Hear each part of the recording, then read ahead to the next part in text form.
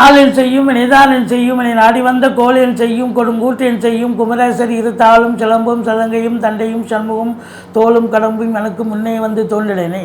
யோகிராம் சுரத்குமார் யோகிராம் சுரத்குமார் யோகிராம் சுரத்குமார் ஜெயகுருராயா. உலகெங்கிலும் வாழ்ந்து கொண்டிருக்கும் கடவுள் அருள் டிவி நேயர்களுக்கு டாக்டர் சைதை ராஜாவின் அன்பான வணக்கங்கள்.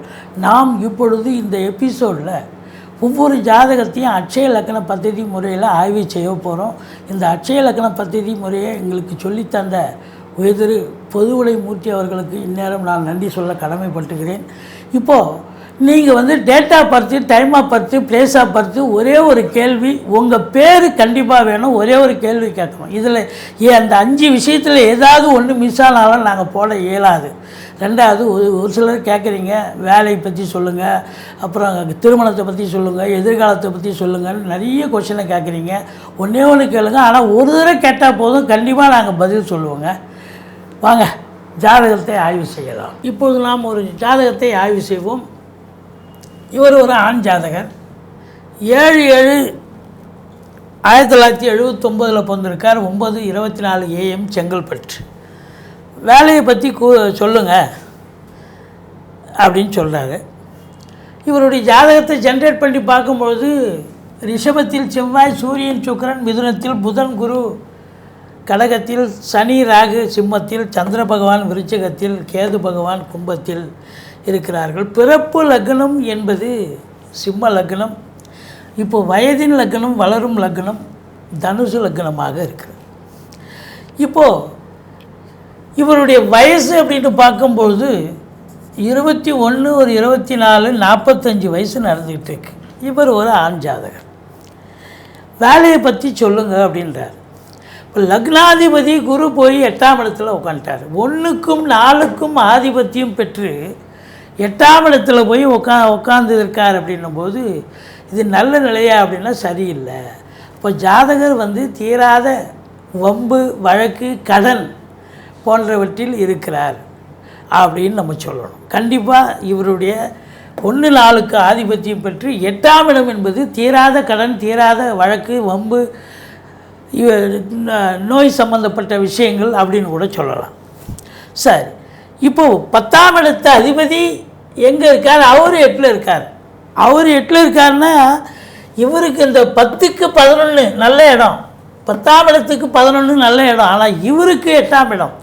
அப்போ என்னன்னா எவ்வளோ வந்தாலும் கடனுக்கு தீராத கடனாக இருக்க, வருமானம் வந்தாலும் தீரா கடனாக தான் இருக்குது. சரி, இப்போ வருமானங்கிறது 2ஆம் இடத்தை பற்றி சொல்லணும் இல்லையா? இப்போது இவருக்கு பூராடம் 4ஆம் பாதம் போயிட்டுருக்கு. அதனுடைய அதிபதி சுக்கிரன் 7ஆம் இடத்துல நல்லா இருக்காரா? நல்லா இருக்கார், சூப்பராக இருக்கார்.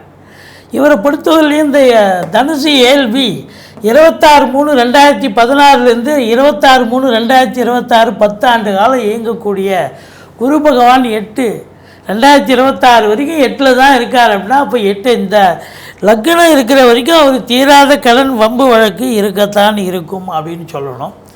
இப்போது இந்த பூராடம் முடிஞ்சு உத்திராடம் வரும். உத்திராடம் வரும் பொழுது இந்த உத்திராடம் இதனுடைய அதிபதி சூரியன், அவர் 7ல் நல்லா இருக்கார். ஸோ அப்போ உத்திராடம் 1ஆம் பாதம் D9 இங்கே தான் போகும்.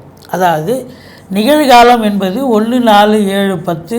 ஸோ 1ஆம் இடத்துல D9 செல்வதால் ஸோ பூராடம் முடிஞ்சு உத்திராட நட்சத்திரம் வரும் பொழுது அது எப்போ அப்படின்னு பார்த்தீங்கன்னாக்கா 14/2/2025க்கு பிறகு இவருக்கு D9 வருது. ஓரளவுக்கு வருமானங்கள் வரும். சரி, 2ஆம் இடம் வருமானத்தை பற்றி பார்க்கலாங்க. இதில் எத்தனாவது அப்படின்னாக்கா கடைசி புள்ளிக்கு மின் புள்ளி. அப்போ இங்கே செவ்வாய் போகும். செவ்வாய் அப்படின்னும்போது அவர் எங்கே இருக்கிறார்? அவர் 6ல் தான் இருக்கார்.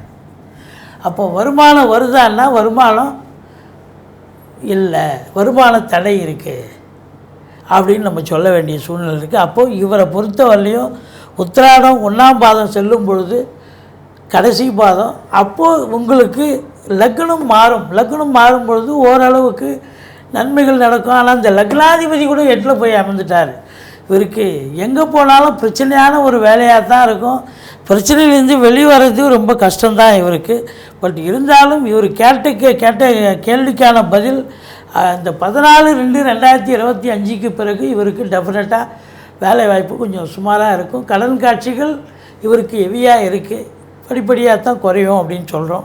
நன்றி, வாழ்க வளமுடன். கடவுள் அருள் டிவியை பார்த்தமைக்க நன்றிகள். மேலும் இது போன்ற தகவல்களை தெரிந்து கொள்ள கடவுள் அருள் டிவியை சப்ஸ்கிரைப் செய்யுங்கள். மறக்காமல் பெல் ஐக்கானை கிளிக் செய்யுங்கள்.